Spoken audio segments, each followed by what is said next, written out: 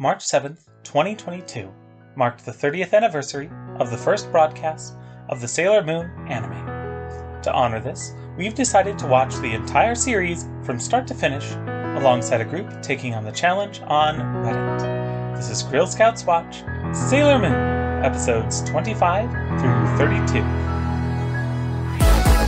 Hello everybody, I am Borealis, aka the Literal Grill. And I'm Kai. And you might notice we don't have a certain blushing acorn with us today. You probably also noticed that this episode's a little late. There was some personal family stuff going on, and scheduling has been very difficult. So the two of us have sat down to get this podcast episode out before we have to record the other one in just a couple days.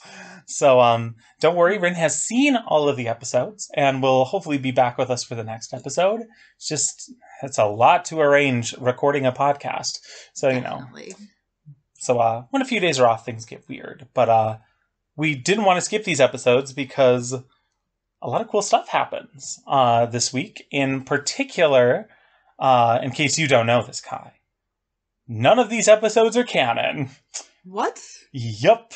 So I thought you might not know this. So all of these things, we'll go over this. So these episodes kind of start off the arcs where they're trying to get the rainbow crystals. Mm-hmm. For anyone who doesn't know this general little group, and all of the rainbow crystal shit didn't happen in the manga at all. Oh, that makes sense. Yes, this is That's all. Pretty common. All of this is completely made up to give the anime some filler. And to be real, though, this is some of the best filler. I mean, it's a little silly in some places, but, it's impressive. Because, at first you're like, wait, what? It's almost so good that you don't notice it's filler. It's an interesting arc idea. It's really basic. It's a little weird that humans magically have, monsters in them or whatever, but, it works out. It doesn't really feel like filler, though. And, it does build the vibes of Tuxedo Mask maybe possibly not being entirely on the level. Yeah, exactly. And, how about we jump into at least some of that? We're not, totally there with the first episode, but, we'll get in there. Because the first episode was episode 25, Jupiter, the powerful girl in love. Which, of course, surprise, surprise, we get Sailor Jupiter. Yay, we get another Sailor Scout. She's very cool. Yeah, and this is this is where, a ton of differences start happening. Because for one, in the manga, apparently, too, Sailor Jupiter is the one who kills Nephrite. Yup. So it's there are a lot of differences. Mm-hmm. Which, this is why they made Sailor Moon Crystal years down the road, something a little more manga accurate or whatever. Yeah. The productions for when this was coming out was such a different thing. But it's not, necessarily terrible or whatever. It's just... Yeah, and for a lot of American fans, this is all they know. So, yeah. It's not like it's the worst thing ever. I would also... Sailor Moon Crystal has received mixed reviews. Yeah, to be fair. I know some people... And I think a lot of that mixed reviews does come from the West, where we have a certain experience of what Sailor Moon is. Yeah. And to be fair, some of the early episodes' animation is bad. That's just putting it gently. For anyone who's never watched it, if you like Sailor Moon a lot, try to give it a chance past some of the early episodes. It's kind of like you probably don't know that one, but Dragon Ball Super also had some of those issues really early on where some of the animation was garbage and they kind of fixed it. It's very similar. Both Toei projects. I wonder if something was going on. But I don't know. I did actually watch a couple of episodes of Crystal, and I thought that it was pretty enough. It's not as pretty as actual as this version of Sailor Moon, but it's not as ugly as some Moe shows that I've seen. yeah, that's fair. It definitely gets better too. But back to the general story episode, we get our big tall gay girl who can break you in half. A wonderful, a wonderful addition to the team. And Usagi is look, Usagi's at least bi, okay? She's blushing over her and shit, but we talked about this in some previous episodes, but they talked about her Usagi's superpowers being able to make friends with anybody, and it's kind of cool how that just happens again in this episode. It's subtle, but this is an episode that shows how she's capable, just in a very different way. Yeah, very much so.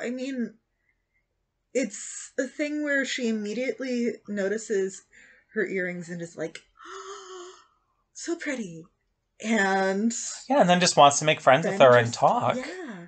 And it's cool because, I mean, like, of course, I mean, she's eventually a Sailor Scout, but for the most part, when Usagi wants to make friends with someone, even, you know, some of the people like Ray or whatever, where they're not always perfect together, she manages to find a way to get along, and that's cool. Like, it's a nice thing because, you know, everyone else was super, super afraid of Miss Sailor Jupiter and all of that, but it's just like, no, Makoto's fine. Yeah. She's just, you know, she's a little different, and she doesn't have her uniform because she's just too tall, you know? And another interesting thing in this episode, too, because this is the episode, for anyone who remembers it, whatever, that has the guy who's really good with the claw machines because he can kind of lift things up. There are certain kinds of claw machines. If you've ever seen a UFO claw machine, where, like, half the point with those is you have to, like, almost use a clicker to push things off of a platform instead of grabbing them, that guy would just wreck those machines. Jeez. But it's really funny because, like, I don't know if you remember, but like, a bunch of the plushies in there, like, there was one for Sailor Mercury, and there was, like, Sailor Moon ones, and Sailor Venus ones, and even Tuxedo Mask, like, in different parts of the episode, of course, because, like, some of them fall out of his bag, and a couple of the other ones are in the machine. It's just like, why? Why do they all have merch? What? And then because they're superheroes. I know, but it's really, really funny how, like, Sailor Venus makes sense, you know, Sailor V, but like Chibi Sailor Moon, like Chibi Usagi, she's not in the series yet. So why does she have merch? Yes, it's really, to be fair though, it's such a cute little nod. Although it is kind of funny. In the original Deke dub, you know, the way far back one, he donated those toys to kids, and that's what made him cool. In the manga and in this stuff, he just keeps them for himself. I kind of like that though, because I mean, it builds some of Makoto's shiz, right? That she's like, this is just like that boy that was at my old school. Oh my god, yeah. Like, she's got this weird problem with all of my previous loves.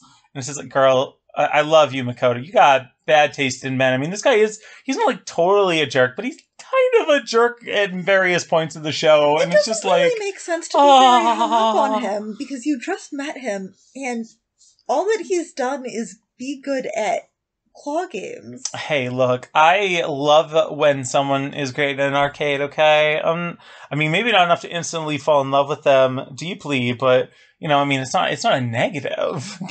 I mean, it's fine to be like, oh, that's really cool, but I don't know that that's enough to really, like, be like, I want to get married to them. We're clearly soulmates. Yeah, that's fair. I mean, it is kind of fascinating though, and it's kind of neat to get to see, like, all of these people will eventually kind of have their own little superpowers of sorts. And of course, these characters, like, well, some of these characters in these episodes do exist in the manga, just not with these storylines.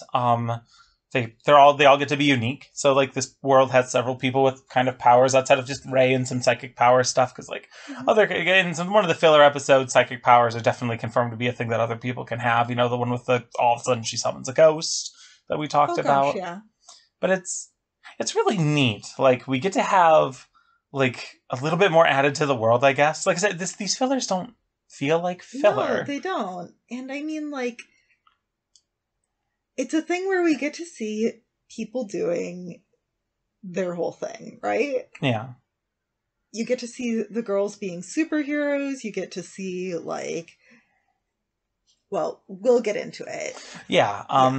Although Usagi is kind of a jerk in this episode too. Just like, the poor guy, just a hardcore crush on her. Just like, hey, like, give me money so we can go into the shop and buy things so I can spy on my friend who's maybe on a date.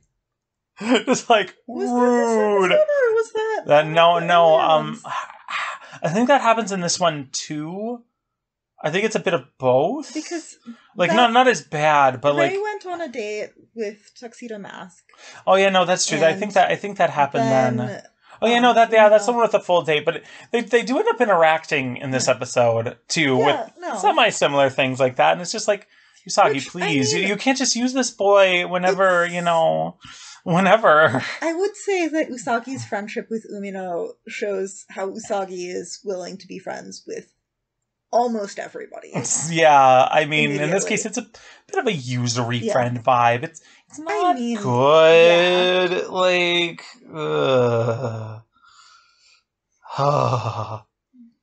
but do we have any more on this episode? Other than, I mean, I love seeing. The antenna. I know you wanted to mention the antenna on the tiara. Oh gosh, yeah. I am very enamored by the goofy antenna and how that's used as, like, she can shoot lightning from it. Yeah, it's wonderful. It's such a goofy thing, but you're right. It's cute. Like, just bloop, tiny little antenna. Every single time cracks me up. Yeah, and I don't know. It's a nice little way to distinguish, because I mean, we're all in sailor costumes, and we all have different powers, but it's nice to have those little nods or whatever, because eventually there's a ton more Sailor Scouts coming. Surprise, surprise! There's a lot of planets, folks, including the moon.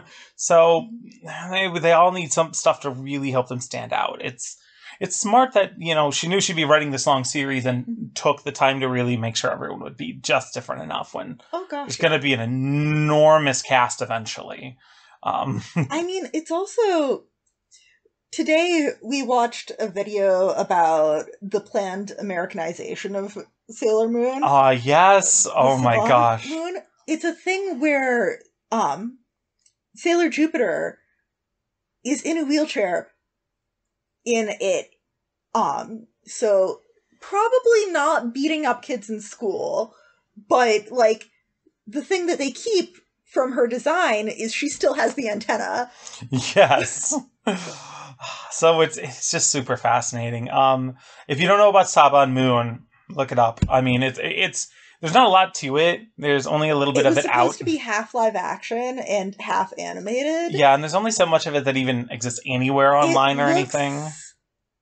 Pretty similar to, like,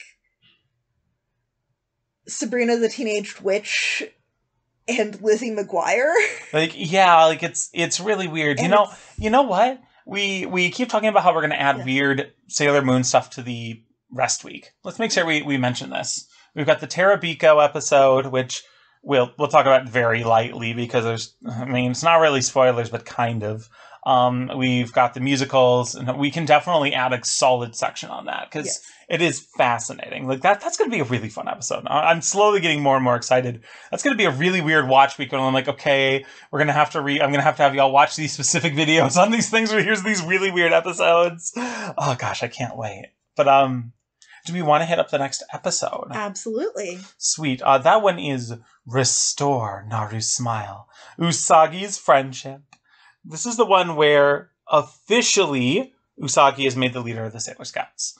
And it's kind of neat because even Luna's like, I'm hoping that having this responsibility will help inspire her a bit to act a little bit better. And, it's not like Usagi is terrible, but she still is a bit of a crybaby and just, she's got some issues with what she should actually be focusing on. She doesn't always have her priorities in mind. Sometimes she's distracted by pretty boys. Yeah, I mean, look, everyone's distracted by pretty boys now and then, but to be fair, a lot of the other Sailor Scouts keep getting way too hot for villains. Y'all gotta stop. Allie. Who can resist an evil twink? Oh dear. I'm not an evil twink. I am. A gasp. But it's really it's kind of interesting like how that goes, and this episode is neat too because we get to have more humans turning into stuff. This is the one where we get our like is he a Catholic? Like I thought he had like the full he's a priest. Yeah, I was just. I mean, he's referred to in the dub as a pastor, but he's wearing priest regalia. Yeah, exactly. There's not that many. Like the Anglicans also will have their priests get up in that, but I don't know of any group that doesn't call their minister. I don't know what the general term is for it. Yeah, maybe I should have looked it up because I mean, obviously Christianity is still a thing over in Japan, folks. Surprise, surprise. Oh yeah. But I don't really actually know what the dominant form of Christianity is. I kind of wish I had taken a little bit of time. I do know that generally speaking, so a lot of places where Christianity is not the dominant religion in the area end up being a lot more conservative in how they do their Christianity, because there's Christian ministry work, and most churches that actively do ministry work tend to be more conservative. That's fair. I mean, I wouldn't be surprised if there aren't straight up like as much Catholicism either, just because it's no insult to anyone who's a Catholic who is listening. There's a little bit of Christianity with more steps, and I wouldn't be surprised if introducing this to a totally different culture, if that doesn't happen as often. I don't know. I do not know all of colonialism, including religious stuff, happened in Japan. I know large chunks, and we've been reading a fascinating book about some of it. Oh gosh, yeah. Yeah. Well, this is very not safe for work. If you read the history of hentai, it's a wonderful book. It's translated. It's written by someone in Japan. Not just because we've been learning about, yes, some of the stuff in like hentai and stuff that has changed since we kind of came to Japan, but it also really does show how there's a very difference in how just everyone was drawn in the culture around that, porn or not. So if you haven't read that and you don't mind a little bit of not safe for work stuff, I'm going to just highly recommend it. It has been a fascinating read. But yeah, back to our potential priests. He turns into, isn't he the boxing one? Like, doesn't he have like a dumb name? Like, gosh, I'm trying to. Oh yeah, Boxy. That's right. His name is literally Boxy. Like, I mean, I support Boxy in this much more than I support Boxy in being political. I guess, but like, I kind of like, I get probably why they use a cute name like Boxy, but there's this manga and anime. Joe is the name of boxers. We got Ashida no Joe. I mean, of course, modern day Megaloboxer, which was inspired by that show. Like, it's like every so many years I have to make another boxing anime where the character's named Joe and they're an underdog and they rise to the top. Like, we couldn't have, like... That doesn't sound enough like an alien. I guess, but it would have been cool if the priest's name was Joe. That would have been a great Easter egg. Although, I mean, to be fair, this episode does have a cool Easter egg. It's basically... He's professionally known as Joe Hisaishi, and you know his music. He did Spirited Away, Princess Mononoke, Castle in the Sky. I mean, hundreds of anime films. And his actual name is listed on a gravestone in the episode. Oh, that's cool. Yeah, just a nice little nod, you know? Like, it's kind of cool if you catch that. It's the one that Tuxedo Mask ends up standing on for a short period of time. So that you can actually get a nice zoomed in shot of it. Yeah, if you really like want to try to see. But it's cool to throw in that, like, you know, that little bit of thing, because he's a very famous man. And it's kind of funny that they don't use his professional name because, you know, his other name is Dad. Haha. That's a cute little joke. That was obviously probably just done by some random animator. That's so cool. Like, whoever did that, you're awesome. I know you'll totally listen to this podcast and reveal yourself after so many years. I'm so sure. But this one's interesting again. We have the priest, and then, you know, we end up having him turn into Boxy. And like, this is when, which is really cool too, because she was just declared leader or whatever, right? And we're talking about how she's not responsible. Yeah. And then she calls and is like, sorry, I'm too busy to actually come to a team meeting right now. And everyone's like, oh my God. Doing the thing that is way more responsible. She makes sure that, like, Naru is okay because, you know, her problematic boyfriend just died. But, you know, she's making sure that she's okay with Umino and, like, going and doing stuff. And, like... It's really cute, too, because Umino keeps on bringing up things that make Naru sadder, and Usagi is like... Yeah, like, will you stop? Really? Getting a chocolate parfait, how could you? He has no goddamn clue all the details. He doesn't know. Which is just like... I also kind of like that Usagi isn't really telling him. Yeah. To explain why what he's doing is wrong, because Usagi... This is part of Usagi can be friends with anybody. Umino doesn't really care that Usagi doesn't keep him in the loop. Yeah. But it's neat too, though, because, I mean, she doesn't want to explain it to him because that's just going to bring up more of what happens, right? Yeah. Like, and I mean, it would make Nara feel bad. yeah. Also, it probably would be received weirdly by Umino. Naru's ex-boyfriend is an alien who died. Yeah. It's a little hard to explain. Although this is it's cool too though, because like in the end, like Sailor Moon isn't really the one who really, I mean, like, other than the moon healing escalation, because that's what has to happen, you know. Special move added to the anime, because again, none of this stuff is exactly canon, so we're getting this kind of stuff kind of early or whatever. Like, but even though Sailor Jupiter has to come and essentially save the day, she still isn't like, you know, nah, I think you'd still be an okay leader. Like, I don't think you're, like, bad or dumb. Like, you know, like, even though she kind of got saved a little bit by Tuxedo Mask. Not like, you know, terribly. It's not like she couldn't have handled herself or taken a couple punches. You know, he's there because he's there and he's trying to get all the rainbow crystals. And, and it's particularly interesting, too, because, like, this is the first time that, like, Mamoru consciously turns into Tuxedo Mask. Like I said, this is when we start kind of getting what's going on, and he like confirms, yeah, I'm Mamoru, essentially. Like, it's well, his exact words are something along the lines of, "Who's the real me, Mamoru or Tuxedo Mask?" And then he's like, "I've always been Tuxedo Mask." Yeah, it's true. And so it's like, this episode has a ton of stuff in it, and of course, because I went on in one of our earlier episodes about the intros. Finally, Sailor Jupiter gets added, which makes sense. She's only been around for one more episode, but it's cool. You know, they fix up the intro to start including her. I mean, which surprise, surprise, there's going to be even more Sailor Scouts, y'all. With that in mind, because we're getting that's literally next week. Do we want to hit the next? Oh yes, let's go into the future. Yes. Our next episode was Crushing on Ami. The boy who can see the future. And, it is a weird episode. A little bit, yeah. This one, I totally get how this is, like, other ones seem to be building off of previous episodes emotionally, right? Mm-hmm. Whereas this one has a boy who is an exchange student, who has a thing for Ami, who will never be seen again. Yes. And it's really funny because, like, the meme episode, like, the meme picture of Ami eating the burger that, like, got redrawn. It was a huge thing across Twitter. So you can find this you can find this on Know Your Meme if you don't know what I'm talking about.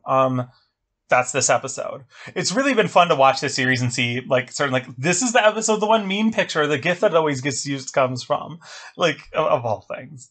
But, like, this is the guy who's also, like, this is the only guy who has a higher score in class than Ami.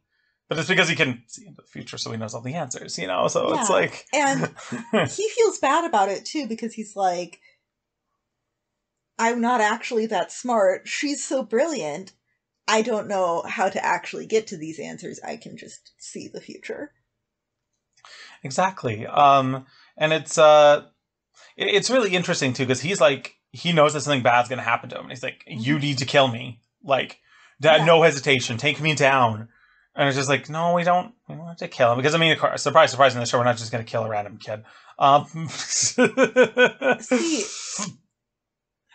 this is one of those things, too, where I'm like, the fact that he doesn't really exist outside of this episode. Yeah. I mean, I guess we could have, but, like... It feels a lot like... Because, I mean, well, we know that, like, Ray... It's kind of like the Ray and Tuxedo Mask thing, though. Because they added that in, you kind of can't completely forget it for future episodes. So, like, killing him off may have been a hard writing thing. The censorship in the show in general, because, you know, we can't have people who are gay or whatever, as people know in the future. Like, no, I'm not saying it's like a censorship. Yeah. I'm just like, it's the amount of censorship they had to do is why there were so many years between this and Sailor Moon S coming out. So, like, changing things up and, like, making characters have to continuously come up a lot is really, really hard if that makes sense. Oh, yeah. I mean, this sort of episode feels a lot like in queerbaiting shows when they have a dude come in for like one episode to be somebody's boyfriend. Yeah. Just to prove that so-and-so is straight. And it's like... I suppose so. Although, like, it's kind of like...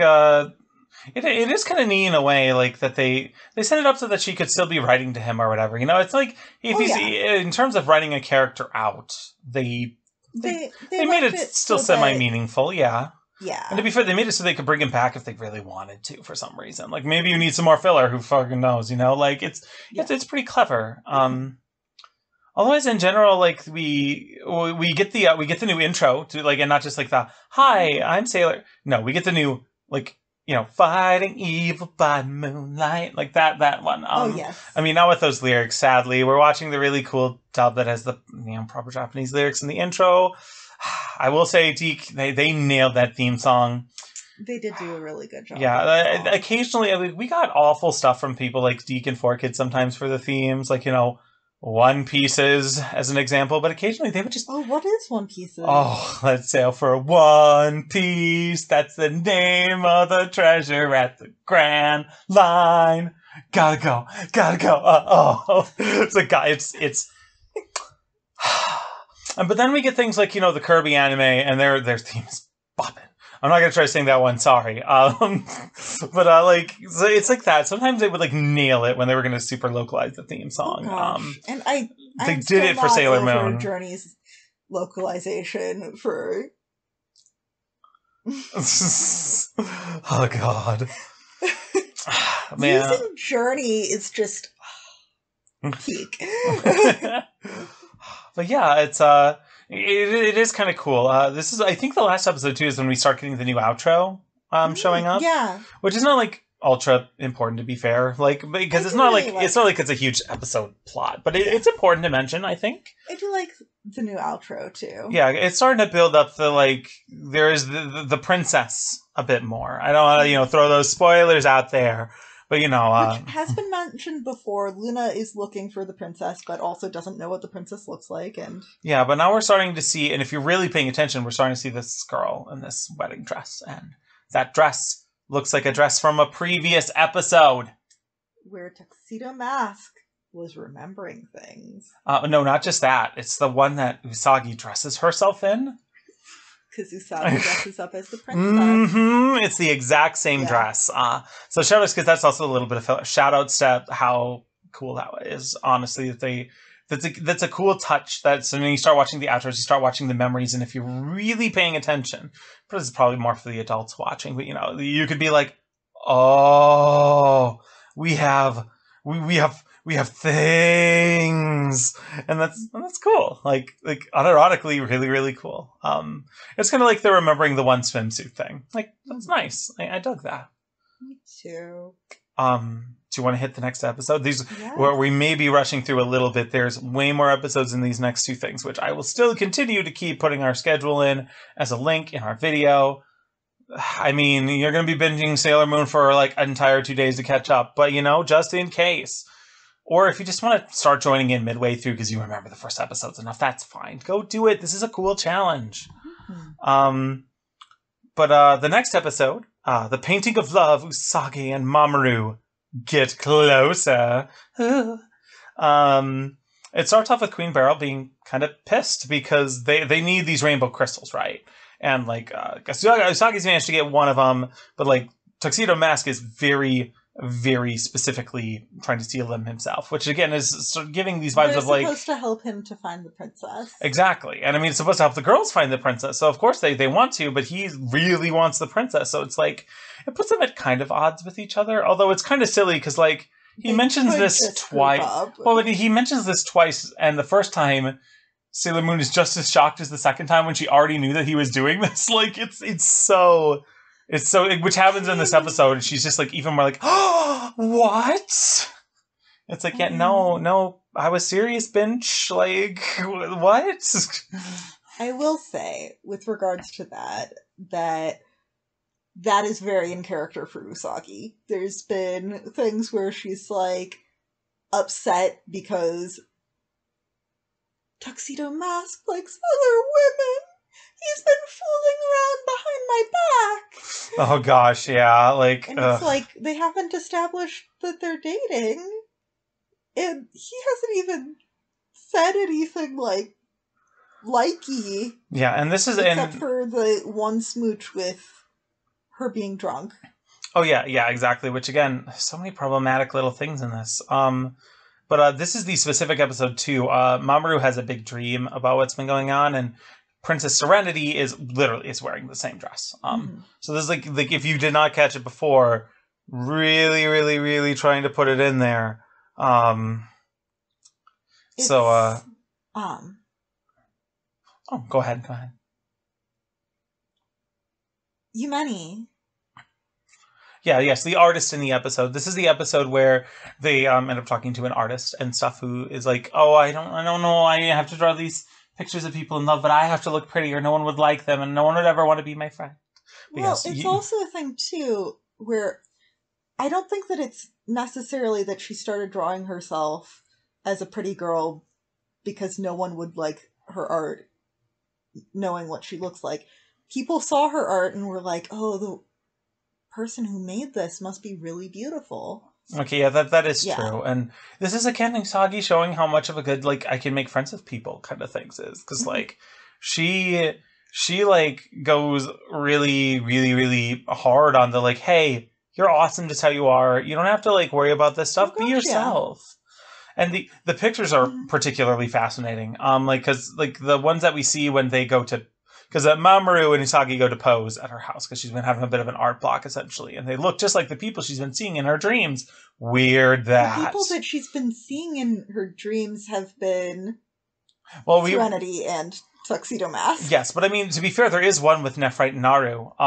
That's like straight up there. There's one that's like references Princess Kaguya.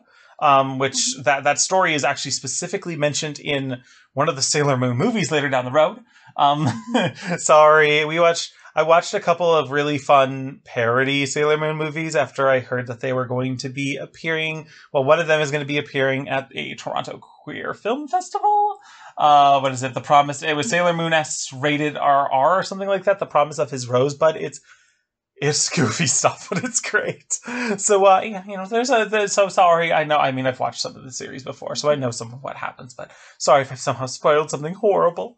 But, or if you, shout outs to anyone out there listening who's like, what the heck is a Princess Kaguya?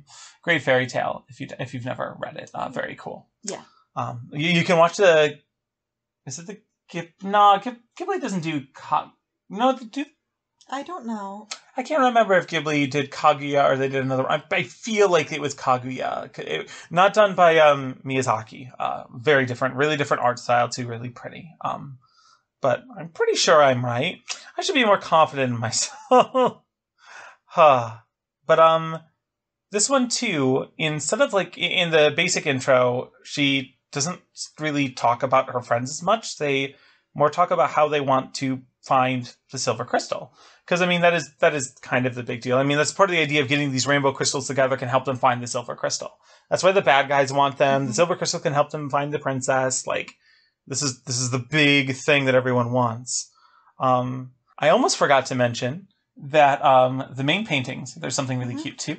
Like in the main gallery, there are actually pictures from the author of Sailor Moon's previous series. There's paintings from that show. So shout out to that, to the Cherry Project. Like that's super neat. It's neat too because we've seen people referencing the animators, right? We've seen an animation studio earlier. Yeah. And now we're seeing references to the mangaka. Yeah, like it's really nice. Like it's all the nice little touches, like they're drawing this. These are filler episodes, and it's neat how like in this because we've already obviously gone through some filler episodes, but then we have this whole chunk. They just took a little more time. Like basically, if you look through like the trivia section of a wiki or something, you see way more cute little things coming up here. Because they just obviously had a little bit more time to put a little more love in, or just be a little more silly. Because hey, they're filler anyway, right? Yeah, shrug. So like, yeah, what does it matter, you know? If you're inventing things already, then you can have creative license to do whatever you like with the invention. Yes, exactly. Which is kind of neat. You know, without going too ridiculously far, like I would say in terms of anime that have major filler, Sailor Moon probably has done it best out of any anime I've seen so far. That may change in the future with some of the other filler episodes, but I'm pretty willing to stay like, yeah, I feel very positive on this one. I don't know. They're like, especially this chunk, as we've said already. They're so good. Oh gosh, yeah. Do we want to talk about the next one? Yes, we do. And this one, I don't like as much as the previous ones. Okay, that is fair. Total Chaos, the messy love rectangle, where, I mean, to be fair, a little bit of, I mean, Makoto and Usagi both essentially just agreeing, nah, we're gonna both try to get this boy. Like, a little bit of credit to, like, the I don't know, girl power together. Like, it's like, no, look, we're both winning, but you know, whoever gets him, and we're not going to be weird about it. Okay, like, but it's still a little weird. Getting him of being like, I'm in middle school, but I'll clean your house and cook for you. Yeah, that's a little weird. Okay, all the relationships in the show extremely problematic. I need to finish really quickly because otherwise I'll be late for school. Yeah, like, and he just lets her do it too, though. Just like, dude, like, what are you doing letting this, like, child clean your house? Yeah, and it's... He's like, I feel like they're just cute younger sisters. I don't experience attraction to them. They don't think anything of it, and it's just like, dude, what younger sibling wants to clean up after their older sibling? Yeah, like, ugh. But I mean, which, to be fair, it's kind of nice that Mama is also kind of like, yeah, it's not how he feels about y'all. Like, but I mean, well, of course, him and Ray, though, so he's got no room to talk. But this episode, part of what gives us the like, you know, the rectangle shape is because Reika, his girlfriend, who is actually in the manga. Like I said, some of these characters who show up in this are actually a part of the manga in the original source material. But she does not magically become a monster in the source material because, again, all of these, no. And I do really like Reika. Yeah, and she has this whole thing of like, am I going to stay or am I going to like leave Japan and go and do these studies and stuff like that? And it's kind of neat how Sailor Jupiter goes all in on the like, hey, you need to make a choice. This is really important. You got to decide, like, is love your primary thing, or like, or do you want to focus on your career? And it's like, middle schoolers shouldn't be giving off that advice, but it's not terrible advice. Like, it's kind of neat. I don't know. Well, I mean, like, you know, if you're looking at a relationship, and because I mean, her leaving to go to an entirely different country could be like, well, yeah, you know, that's a big thing, and you know, long distance can exist, but you know, it's a big thing. Long distance can exist, and it is a big thing. I do think, however, though, that the advice that was given of do you want this or do you want romance is kind of, I don't know. The advice that I would give would be to focus on your career because it doesn't seem like things are that serious. You've been dating for like a year.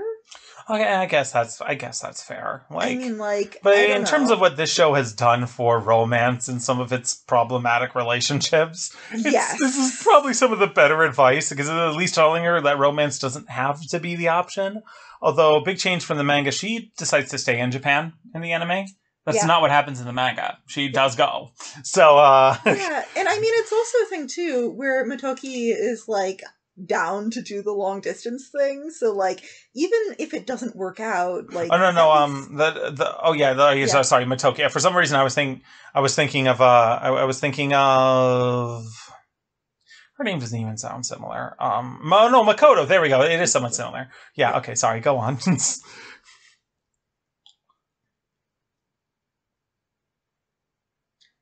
He's down to do the whole long distance thing, right? And he's made that known to her, and she's like, thinking about working far away, and it's like... Oh, and sorry, I hate that my brain. I am dyslexic. Hi, folks.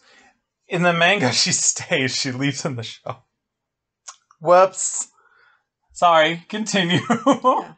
But although to be fair, I think that that almost does make more sense though, because they want him to be available because these damned teenagers and their hormones. Oh gosh, yeah. No, and it's a whole thing where the episode ends off with the girls being like, oh yeah, no, we're still gonna go for him now. We're still gonna compete over him. She's gone. Oh, and this is after Usagi's all like, oh no, now I'm totally only gonna go for Tuxedo Mask. And then the moment that's over with, like, come on. And it's just like... Although, hey, you want to talk about more dumb romance garbage? Okay. The next episode, Grandpa loses control, Ray in danger. Oh, also, God, it introduces another adult for a teenager to be obsessed with. Yes, Yuichiro, who also just never in the manga in any way, which is fascinating. And this, of all things too, in the Korean dub, this episode was just straight up cut. Yeah, like, in this episode didn't always, like, if I remember correctly, then some of the other international dubs too, there was some weird stuff with this episode. Don't completely quote me on this one. I don't know why, because like you need all of the crystals. It's kind of weird to skip over this one because it's kind of important. But Ray's grandpa just lets a random man freaking stay at the house who's obviously got the hots for second granddaughter. Jeebus, this man needs to do better. I mean, oh gosh, because he only wants to also be the whole like disciple and learn the things at the temple and the shrine because I mean, I'm in love with Ray. Like, oh my god, please, dude, please. This is very in character for him. He let our first evil twink work for him, and yeah, exactly. Although to be fair too, it's kind of funny because like Usagi is trying to kind of hook them up a little bit because it's obviously he's super into her. But then this is one of the only other times we finally mention like I've got Mamoru, even though like they two have like not been seen together since the first time at all. It's like we haven't forgot this plot point that we made up and threw into the show, but we're not gonna take it that seriously, Which does Mamoru actually think that they're dating, or does he just think that they're eating food together? I think that they are dating. I'm not sure. It seems like he understands that it's a date in the one episode. Okay. So I don't. And when they go on two different dates, I suppose. So I assume that he would be smart enough to get what's going on. But yeah, like they end up fighting too. It's a surprise. Usagi ends up fighting with Ray. Wow. But Usagi ends up like going back to try to help, and of course, it turns out that their grandpa has turned into one of these evil people, which this is actually, to me, one of the biggest problems with this whole rainbow, like this whole like arc for getting these rainbow gems. All of the other kids have been around the same age because all of them got sealed at the same time. It doesn't make sense that he has this and has been growing up with this and he's an old man. Oh gosh, no. I know that this works great because it allows them to have a character who's close so that they can do whatever. But like, and obviously this doesn't happen in the manga, but it does kind of mess with their own lore a little bit. I mean, nothing enough that, kids aren't going to notice, but, as us adults with our big adult brains, we noticed. We noticed. It's an episode, too, where things are just sort of...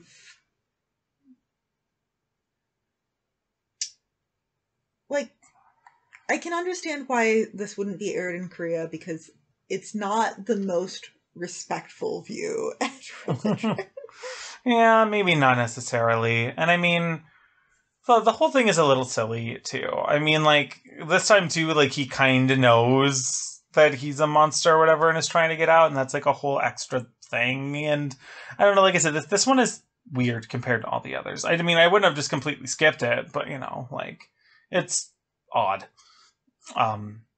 But that's the majority of that episode. Like, to be fair, out of I all of do these, I feel really like it's the weakest. Usagi's fortune teller outfit. It is Okay, yeah, that ridiculous. it is. It's calling back to the one that they meet the original fortune teller in that one episode. It looks a lot like that. Yes, it does. You know, it's lovely whenever they do the whole let's try to remember continuity.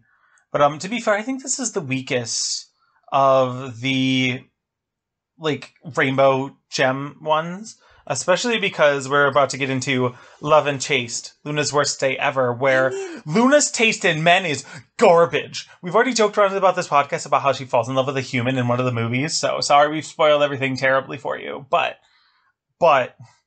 this bench meets this cute, lovely fat cat. Allie. Yeah. On the topic of worst things, I would say that the episode before, where Mako and Usagi are competing over okay, but look, I just can't stand. No, I agree with you, but I would say that despite it being more annoying, it is more compelling. There are a lot more moments where you're like, oh, or you're furious. Look, Cat's tuxedo mask throwing down a bony fish. Rhett Butler, come on. He's a big chubby floof cat, and Luna... Also, you have bad taste. You have bad taste in men. All the references to Gone with the Wind. It's yes. Hilarious. Although it's just like, to me, the problem is she is way too focused on looks. This man obviously cares about her, keeps trying to protect her. This is a good man. They can make some lovely kittens. If she would just get over this. The show is fat-shaming even the cat. Rude. I will never accept this. Are you sure that it's because of his looks, or what if it is because, some of it is, I mean, I guess what maybe... if it's because he's a cat and he can't be consenting to things that Luna might want from him? I don't necessarily think that's it, because, I don't know, like, the way that she, like, talks about it and stuff, like, it seems like it's more of a, like, how can I ever be into him? And it's like, it's rude. Stop it. He also does walk through the sewers, and it's probably stinky because his color Well, hey, he only goes through the sewers because they fall into the sewers. It's not their fault. It's not his fault. He was trying to save her when she was all surrounded. He's a green cat. Cats are not green naturally. Well, it's because he's got a monster gem in him. It's not his fault. And he tossed, like, a fish skeleton down. That is cool. Okay. Like, come on. That's awesome. Okay. I'm trying to remember if he has the green gem inside of him. I can't remember. It's like, even in his monster form, though, he's one of the only monsters that doesn't attack anybody. Like, which is fascinating. Like, he also has a ton of control over what's going on. Although this does also potentially kind of break the gem rules again, but he could just be an older cat. It could work. But, like, I don't know. I feel silly that this is the main thing I remember from this episode, but I'm just like, they are being way too mean to Rhett Butler. He's so great. He's such a good kitty. Do have a moment at the end. Okay, that's true. They do have a small thing, but like Ray is just like, don't you have to say goodbye to your boyfriend? And Lou's all like, no. And she like blushes a tiny bit, and then he's just like, oh god. This is like, come on, Ray, come on. Although you were asking this during when we were watching if they were Rhett Butler everywhere else. In the original English dub from Deke, his name was Hercules. Just so you know, because I remember you asking specifically. Rhett Butler is better than Hercules. No, I agree. It's a great reference. I mean, kids might not pick up on, Gone with the Wind as a reference, but it's a way better reference. It's cool, and it's supposed to make him be like a protective, suave guy in whatever way you can with that reference. But like, it's not perfect, but like it's really funny. Really cool. Yeah. Do we want to talk about the last episode? Yes. Umino's resolve. I'll protect Naru, where Umino tuxedo mask is a thing. It is wonderful. I think that this is my favorite of this arc. Such a goof. Oh my god. Oh, but it is kind of nice though, because like they're trying to hook the teeth. Usagi's like, wait. He does really like her. I'm going to try to hook them up. Like, they do hang out all the time. It makes sense. It's not like it's like a terrible idea. I mean, it is, though. Yeah, but I mean, the advice, and of course she tries to give good advice, but then he takes it way too seriously. Like, you should try to be cool like Tuxedo Mask. No, I'm just gonna, like, basically be Tuxedo Mask and just do an awful, awful job. Like... It's also a thing, too, where it's like, I have never seen a case of a girl trying to hook somebody up with somebody that's a friend of hers in order to get a guy off of her back. Yeah.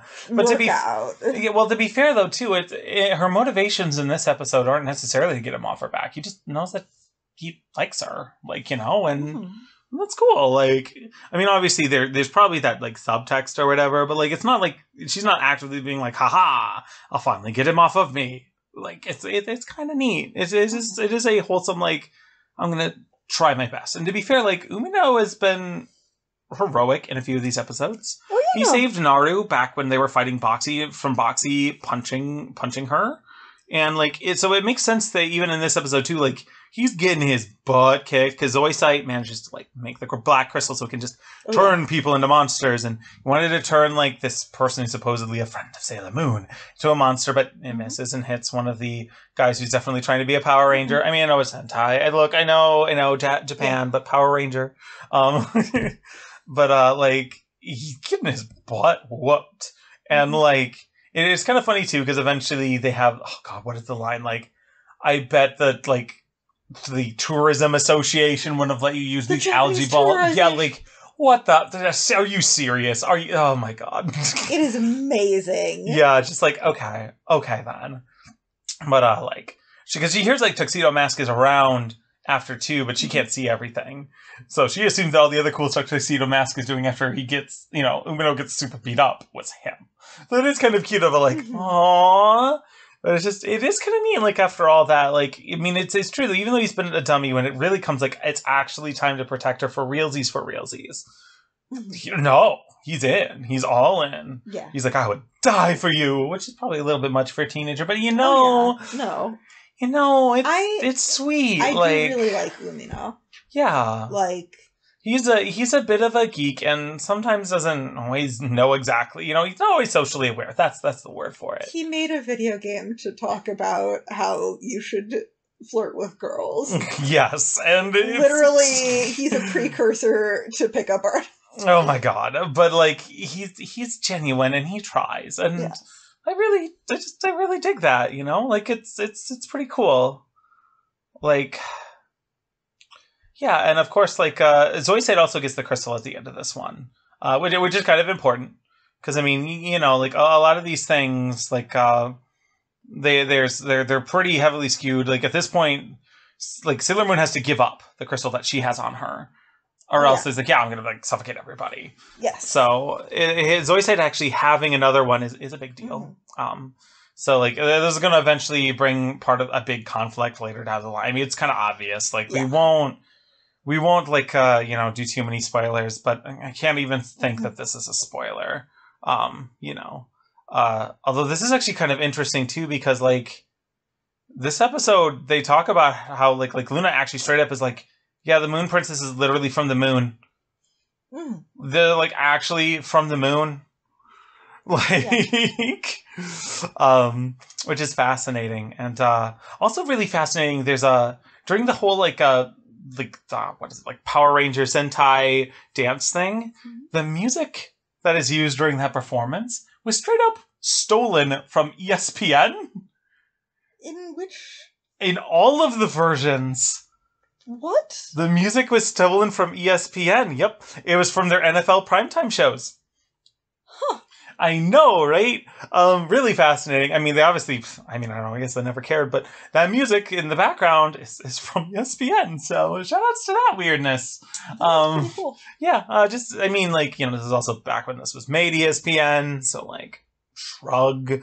But it's such a weird little, like, we could just, like, make up something quick. Maybe we, like, send it down to the people in the music scene. No.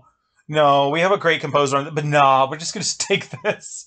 Or it makes you wonder if the composer just thought he could get away with it. Like, there'll be no way we ever get to know. But so searching by music is not an option. Yeah, so we'll never know, but it's kind of a funny thought, you know? But heck, was there any other big things from this episode? Because otherwise, I think... Yeah, we've been doing... Oh, yeah, we're almost in that hour slot. Yeah, dang, we did good. Yeah, no. Heck, I miss our acorn, but we managed. Yes. Well, heck. Tuxedo Melvin. God, yeah, his name in the Deke stuff is so... God. It's correct. No, I don't like the Americanized names very much. I mean, that's very fair, but if you were going to pick an Americanized name... Yeah, Melvin would be a choice that fits. Melvin would be a very good choice. I don't know. I mean, I get it. I feel like localization teams need to, whenever possible. I mean, I know this is also older too, and they're much better about it these days, but trust audiences to be smart, you know? Like, we can handle Ami, you know? It doesn't have to be Amy. We can handle that. I promise. Our brains won't break. We don't need jelly donuts. You know, one of the most famous examples, but, like, we don't need jelly donuts. We're not dumb. We can understand a rice ball. Or for this, you know, chocolate chip cookies. Oh, yeah, gosh. Like, the English one had some goofiness. But I don't know. It's a thing, too, where at this point in time, I don't think that it's the worst thing that they were doing an Americanized version of. Yeah, I mean, they didn't totally butcher it. I mean, there are some parts. I mean, let's be real again, because we've talked about this, but this is one of those things everyone knows. No, they're not cousins. That is a huge mistake. They shouldn't have done that. It's dumb. But the majority of it, they did an okay job. Like, Deke was not perfect by any means, but, you know, I would say they weren't as bad as 4Kids. Like, 4Kids definitely does try to, like, bowdlerize everything. Yeah, but heck, if we don't have any other big things, I did want to do one more fun fact. It's really funny during this rewatch.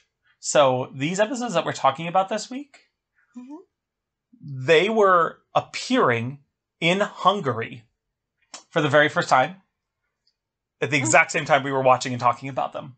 Oh my goodness. Yeah, so it's kind of neat. It's just like, it's such a weird fun fact. I admit, I saw this one on a wiki, folks. I'm not that amazing, but it was just kind of funny that, like, these episodes, like, you know, because the original ones in English appeared here way before they did in Hungary. So it's just kind of funny that, like, where we matched up with another release schedule during a random rewatch. It's just cute. Mm-hmm. Which, see, this is going to give me a really great... Wait, did Daniel end up watching? I don't know. I have a friend who lives in Hungary. Daniel, he's wonderful. I don't know if he'll listen to this, but if so, hi. I'll have to see if he's watched Sailor Moon. It'd be fascinating to hear about some... You should tell Daniel to watch Sailor Moon. Well, you know what I'll do? I'll ask him if he's watched Sailor Moon. And if he has, I will drag him in for the Rest Week episode, and we'll have him talk about Hungarian Sailor Moon versus American Sailor Moon. Yes. As more weird content of random Sailor Moon stuff, because this will be great. We're just I'm gonna keep promising so much stuff that episode's gonna end up being like 3 hours long or something of just random nonsense. It's gonna be good. We're just going to have to fall through and not provide all of the beautiful, glorious content. I mean, to be fair, in this one, he might actually not. No, so shrug. Yes. I mean, this one may be an easy one, but I suppose then we should finally end this episode of the podcast. So, I am Borealis, aka the Literal Grail. And I am Kai. And remember, the moonlight is a messenger of Hungarian Sailor Moon.